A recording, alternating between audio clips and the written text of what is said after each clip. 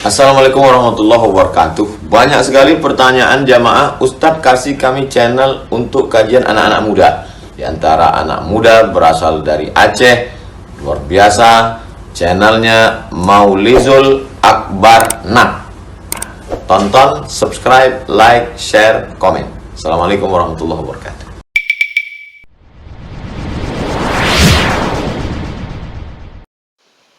Assalamualaikum warahmatullahi wabarakatuh. Alhamdulillahi rabbil alamin. Hamdan katsiran tayyiban mubarakan fi. Asyhadu an la ilaha illallah wahdahu la syarika lah. Wa asyhadu anna Muhammadan abduhu wa rasuluhul karim. Allahumma salli wa sallim ala nabiyyina wa sayyidina al-Mustafa Muhammadin wa ala alihi وأصحابه أجمعين أما بعد رب اشرح لي صدري ويسر لي أمري واحلل عقدة من لساني يفقهوا قولي. Segala puji bagi Allah, kemudian salawat dan salam kepada Rasulullah, pada keluarga dan seluruh sahabat-sahabatnya. Jemaah salat subuh, Bapak Ibu yang Allah muliakan insyaallah, kita akan sambung pembahasan masih di dalam bab anjuran bersedekah, mengingat banyaknya dalil-dalil tentang keutamaan bersedekah dan ini sekaligus menunjukkan derajat sedekah di sisi Allah Subhanahu wa taala. Banyaknya ayat, banyaknya hadis yang membicarakan tentang sedekah, ya. Maka oleh kata itu, di pertemuan yang lalu, hadis yang kita bahas adalah di antara semua amal saleh, di antara amal-amal yang sunnah, maka sedekah yang berkata kepada amal yang lain, akulah amalan yang paling afdal di antara kalian semuanya. Itu perkataan sedekah membangga-banggakan dirinya di hadapan amal saleh yang lain. Jadi ini bahagian daripada keutamaan atau kasih sayang Allah kepada orang yang suka bersedekah. Baik, kita lanjutkan hadis berikutnya.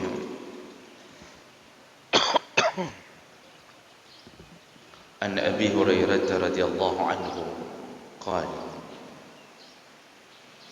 qala Rasulullah sallallahu alaihi wasallam, Rasulullah berkata, man jama'a malan haraman, barang siapa yang mengumpulkan harta yang haram.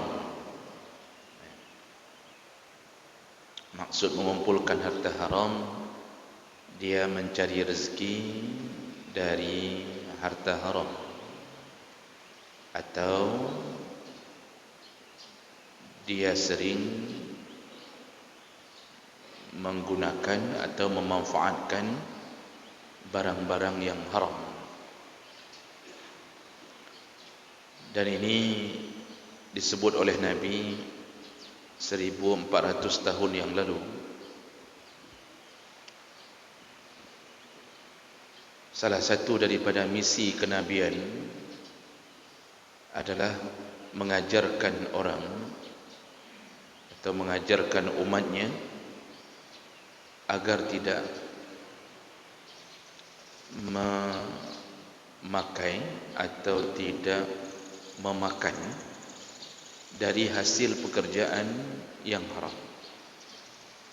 Maka Rasulullah sallallahu alaihi wasallam pernah menyebutkan keadaan di akhir zaman. Kata Rasulullah, la ya'tiyanna 'alan nasi zamanun, akan datang kepada manusia suatu zaman, la yubalil mar'u seseorang sudah tidak peduli, yaitu di zaman itu seseorang sudah tidak peduli min aina akhazal mal, dari mana dia mendapatkan harta, aminal halal aminal haram. Jadi seseorang sudah tidak peduli lagi apakah dia dapatkan rezekinya dari halal atau haram. Makanya konsep orang hari ini yang penting makan, masalah sumber itu tidak dipedulikan, yang penting mentemung pajuh. Maka banyaklah perbuatan haram yang dijadikan sebagai sumber mata pencaharian. Penjual sabu, ganja, itu sudah tak peduli yang mereka makan itu adalah haram. Orang-orang yang bekerja dalam dunia riba, orang-orang yang bergaul sekaligus bekerja dalam dunia riba juga tidak peduli bahwa mereka sedang memakan harta yang haram. Rasulullah berkata, dalam riba itu dilaknat sekaligus 4 orang. Dilaknat sekaligus 4 orang. Yang pertama, akiluhu, pemakannya, yaitu rentenirnya. Rentenir apa? Kadang-kadang per individu, kadang-kadang per kelompok. Ada yang berbentuk lembaga untuk menghalalkan riba. Kami mendapatkan kenyataan bahawa salah satu pekerjaan renten, orangnya disebut rentenir, itu mewabah di Aceh, dan itu per kelompok, dilakukan per kelompok. Mereka datang ke pasar-pasar menawarkan pinjaman. Kalau yang melakukannya orang Nasrani, orang Yahudi, ya mungkin dalam agama mereka itu mungkin tak haram, tetapi kita juga ikut-ikutan, sehingga membuka usaha-usaha yang berbentuk renten. Orang sudah tidak takut melakukan usaha ini. Jadi yang dilaknat oleh Nabi, akiluhu, pemakannya, rentenirnya.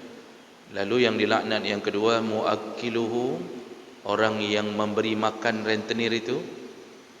Siapa yang memberi makan rentenir? Nasabahnya.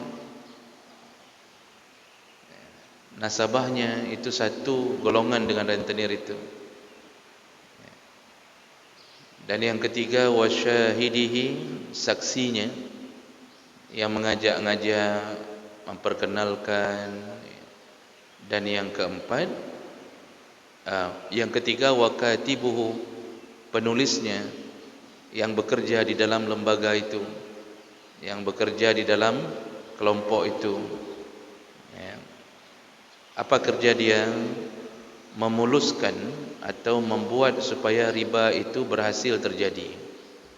Jadi dia yang ikut bekerja di dalamnya. Dan yang keempat, wasyahidihi, yang menyaksikannya atau mempersaksikannya. Siapa mereka? Yang mengajak-ngajak orang untuk masuk ke dalam dunia riba. Bayangkan, kalau kita pikir-pikir, dari 4 yang digolongkan Nabi, dan 4-empatnya dilaknat sama, kata Rasulullah, kulluhum sawa, 4-empatnya terlaknat. Rentenirnya, nasabahnya, kemudian pekerjanya, kemudian yang mengajak-ngajak orang untuk dikenalkan ke dunia itu, 4-empatnya kulluhum sawa, sama dosanya, sama besar dosanya. Berapa dosanya Bapak Ibu? Dalam satu hadis Nabi menyebutkan sama dengan berzina dengan ibu kandung sendiri. Besaran dosanya sama dengan berzina dengan ibu kandung sendiri. Berzina dengan orang lain saja dosa besar, apalagi berzina dengan ibu kandung, berkali lipat dosanya. Dalam hadis yang lain, Rasulullah mengatakan semua mereka sama dosanya, dan dosa memakan atau bergaul dalam dunia riba 1 dirham. 1 dirham engkau memakan dari harta riba, jadi mendapatkan uang hasil setelah meminjamkan uang ke orang 100 juta, dia mendapatkan uang hasil dari meminjamkan itu, dibayar dengan cara kredit, tidak terjadi jual beli, dia dapat penghasilan 1 dirham. Engkau dapat penghasilan, atau engkau yang menjadi nasabahnya,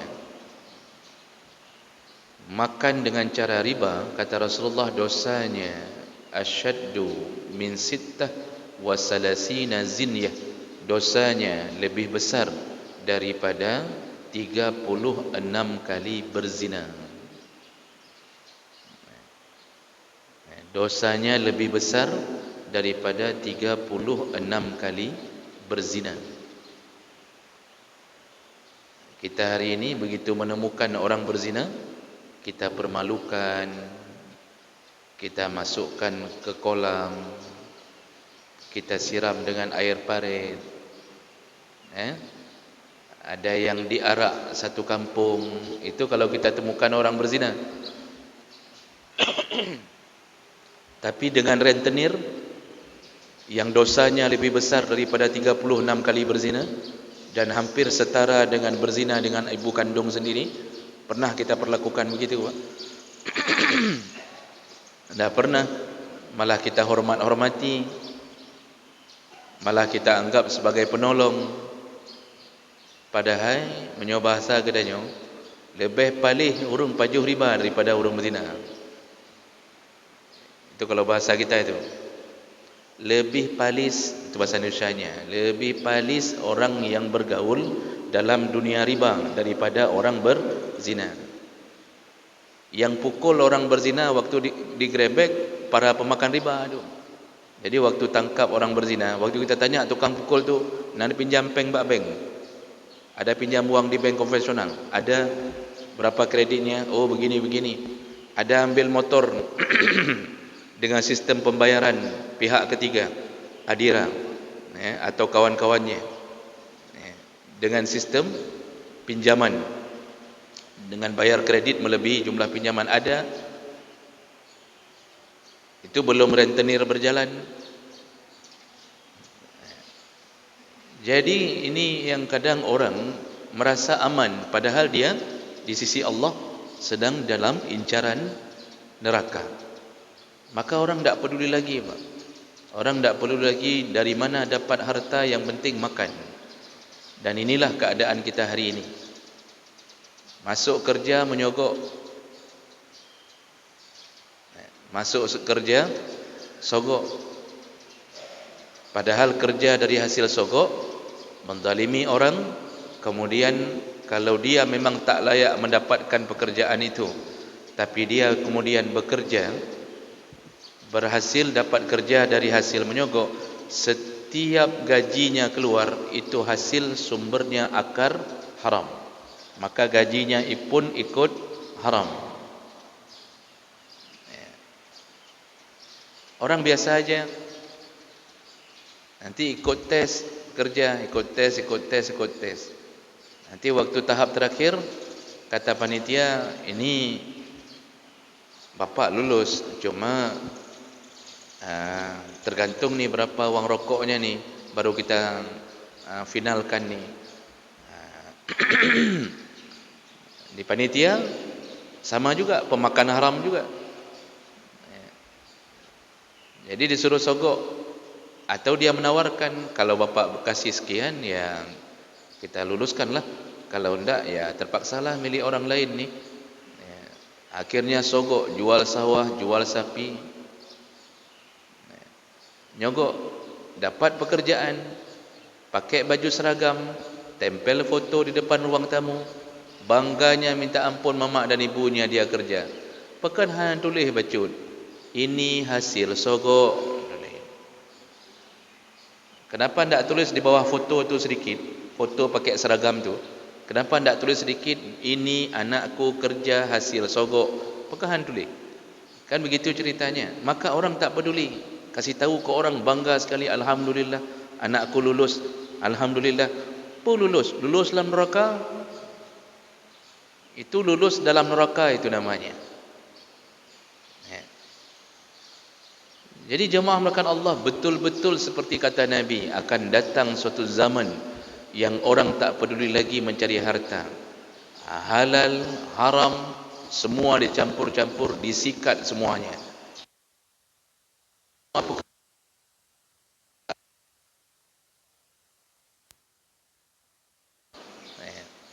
Ada yang kadang-kadang pekerjaannya halal, tetapi dia sendiri yang membuatnya menjadi haram. Dengan tidak masuk kerja dalam keadaan sehat, bukan uzur, tapi gaji penuh, itu haram. Gajinya haram. Ada yang kadang-kadang posisi kita bagus, alhamdulillah, kita jadi pengajar ya, atau apa saja, itu bagus sekali pekerjaan itu, mulia sekali. Tapi kadang-kadang misal kita jadi kepala sekolah, lalu mendapatkan tawaran dari pihak tertentu untuk pengadaan. Misal datang, ini contoh-contoh, datang perusahaan penerbit buku, datang ke kepala sekolah, kalau bapa terapkan buku kami dipakai di sekolah ini, maka bapa dapat 10% dari hasil penjualan.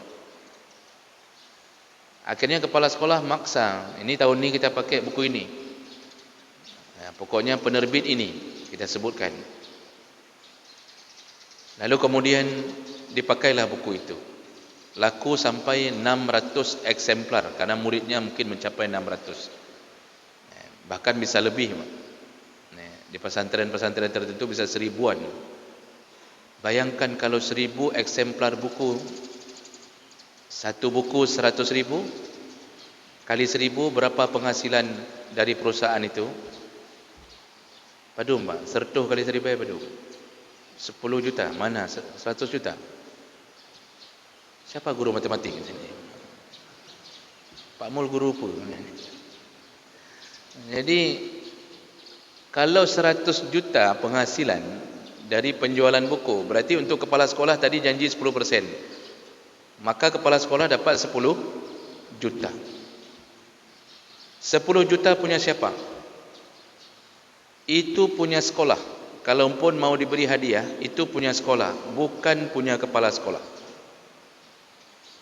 Kepala sekolah bukan simsar, bukan agen, kecuali dia menjadi agen. Ini pekerjaannya memang pekerjaan kepala sekolah.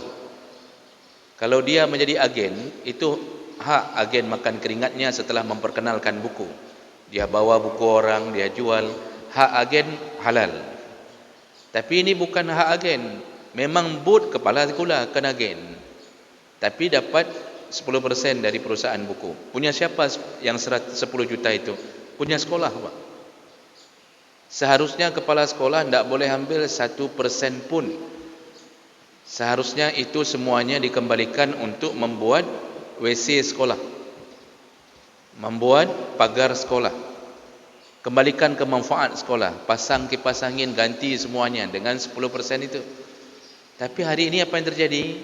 Akhirnya dapatlah keuntungan yang banyak di luar gaji utama. Begitulah keadaan orang hari ini, makan harta haram ya, di saat dia bukan haknya tapi dia makan. Itu belum lagi pekerjaan yang lain yang sering saya sindir-sindir Pak. Buat pungutan liar, dia diperkerjakan memang untuk buat itu, tetapi setiap yang buat, entah buat apalah, buat kartu keluarga atau apa sajalah, tetap melakukan pungutan dengan alasan uang rokok.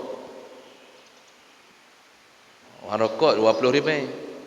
20 ribu, satu orang, satu hari ada 10 orang, sudah 200 ribu di luar penghasilan dia yang asli. Dalam sebulan itu bisa 6 juta, 5 juta, di luarnya. Padahal pekerjaan dia digaji oleh pemerintah, memang itu kerjanya. Tapi tetap minta wang rokok, nyan haram. Nyan rokok haram. Tapi orang kadang-kadang aneh. Alah, menyanpi. Padahal Rasulullah mengatakan allahmu nabata minas sukhti fannaru aulabih. Daging yang tumbuh dari benda yang haram, maka nerakalah tempatnya. Daging yang tumbuh, ya kita semua ini kan kalau sudah makan dagingnya tumbuh, dia jadi darah, jadi daging, jadi lemak, maka tubuhnya yang dimaksud oleh Rasulullah akan menghuni neraka. Kenapa? Karena di dalam tubuhnya ada benda yang haram. Oleh karena itu Abu Bakar radhiyallahu anhu ketika mengetahui daging yang dia makan pemberian dari salah satu budaknya yang ternyata berpura-pura melakoni sebagai dukun pada salah satu suku, langsung Abu Bakar mencongkel kerongkongannya untuk mengeluarkan daging tersebut. Kenapa? Abu Bakar paling takut di dalam tubuhnya ada sesuatu yang haram telah masuk ke dalamnya. Hari ini orang tak peduli. Kita kembali ke hadis. Apa kata Rasulullah? Man jama'a malan haraman, barang siapa yang mengumpulkan harta yang haram, summa tasaddaqa bih, lalu dia bersedekah dengan harta haram itu. Udah cari rezeki dengan haram, atau dia punya sesuatu yang haram, bisa jadi zatnya yang dia punya, apakah daging babi, atau dia punya khamar, pokoknya zat yang haram. Summa tasaddaqa bih, dia sedekahkan. Bisa jadi dia sedekahkan daging itu, bisa jadi dia memberi sedekah melalui penghasilannya yang haram. Apa kata Rasulullah? Lam yakun fihi ajrun. Orang yang bersedekah itu tidak dapat pahala apapun. Wa kana isruhu alaih, malah yang dia dapat adalah dosa dari sedekahnya. Orang yang bersedekah dengan harta haram tidak dapat pahala, namun ternyata bukan hanya tak dapat pahala, rupanya Nabi mengatakan sedekahnya dihitung menjadi dosa. Seharusnya Bapak Ibu kita kan menilai, ya sudahlah, kalau memang tidak diterima ya tidak apa-apalah. Itu seharusnya kan orang kalau berfikir dia keluarkan harta haram untuk sedekah, kalau tidak diterima ya tidak apa-apalah, begitu saja seharusnya. Tapi ternyata tidak berhenti di situ. Bukan hanya tidak diterima, tapi malah berubah menjadi dosa. Saya pernah sebutkan kenapa bisa berubah jadi dosa. Karena dengan menyedekahkan harta yang haram, lalu dia meyakini bahwa sedekahnya adalah kebaikan, di situ dia telah melecehkan keagungan, kemuliaan Allah Subhanahu wa taala. Sedekah itu kan sesuatu yang diagung-agungkan Allah. Sedekah sampai di pintu surga itu tertulis tentang sedekah. Rasulullah yang mengatakannya di waktu Isra Mi'raj. Apa kata Rasulullah? Aku melihat di pintu surga tertulis sepanduk besar, ya tentu terbaca semuanya. Yang tertulis adalah barang siapa yang bersedekah, as-sadaqatu, ya, maka dia mendapatkan bi'ashri amsalihah. Dia dapatkan 10 kali lipat pahala yang Allah berikan di atas sedekahnya. Ya. Tapi disambung lagi tulisan itu, kata Nabi, sedangkan yang memberi hutang wal qiradu bisamaniyata asyar, orang yang memberi hutang kepada orang lain, dia dapat pahala 18 kali lipat. Masuk kategori sedekah juga. Memberi hutang ke orang lain itu masuk kategori sedekah. Jadi sedekah yang sifatnya memberi hutang lebih tinggi pahalanya daripada sedekah biasa. Sampai begitu diagung-agungkan Allah. Lalu kita mulai memberi sedekah dengan harta yang haram. Padahal di sisi lain Allah paling marah dengan harta haram. Jadi kalau kita sedekah dengan harta haram, kenapa jadi dosa? Kita melecehkan Allah. Kita membuat sebuah amalan seakan-akan Allah menerima dari hasil yang haram. Kita namakan atas sedekah. Di situ Allah marah karena menyinggung kemuliaannya. Rasulullah mengatakan, innallaha tayyibun wa la yaqbalu illa tayyiban. Allah itu baik dan Allah tidak akan terima apapun kecuali dari yang baik-baik saja. Maka tidak diterima apapun pekerjaan sedekah yang berdasarkan sumber yang haram. Walaupun dicampur-campur, malam jual sabu-sabu atau jadi germo, pagi masuk kantor, diambil uang yang pagi dicampur dengan uang malam sedekah, han keterima. Bukan hanya tak diterima, Allah marah. Seakan-akan Allah mengatakan, kau pikir aku menerima sogokmu? Apakah engkau berfikir bahawa aku begitu mudah engkau sogok dengan harta harammu sehingga aku harus memberi pahala? Allah marah. Maka sedekah yang begitu dicatat dosanya oleh Allah Subhanahu wa ta'ala. Bapak Ibu, kalau kita orang saleh, kalau kita orang saleh, betul-betul jaga harta haram, jangan masuk ke tubuh kita dan tubuh anak isteri. Kalau seandainya datang orang menyogok kita, pasti kita tersinggung, Pak. Kenapa? Orang itu meremehkan kita, dipikirnya kita termasuk orang yang boleh dia bayar dengan uang sogoknya. Kita tersinggung kalau kita punya iman. Itu manusia. Paling orang akan mengatakan, kapikir dong urang kiban. Kau pikir aku orangnya bisa terima begitu ya? Marah kita, Pak. Kalau kita betul-betul saleh disogok orang, tersinggung kita karena dia melecehkan kita. Tapi kalau orangnya tidak tahu malu, mana ada cerita marah. Memang penerima sogok, memang dia suka, makanya dia kehilangan iman. Nah, oleh karena itu berhati-hatilah dengan sedekah yang berasal dari harta haram. Jadi bagaimana solusinya? Ya kalau begitu jangan sedekah. Itu solusi pertama. Yang kedua, keluar dari pekerjaan yang haram.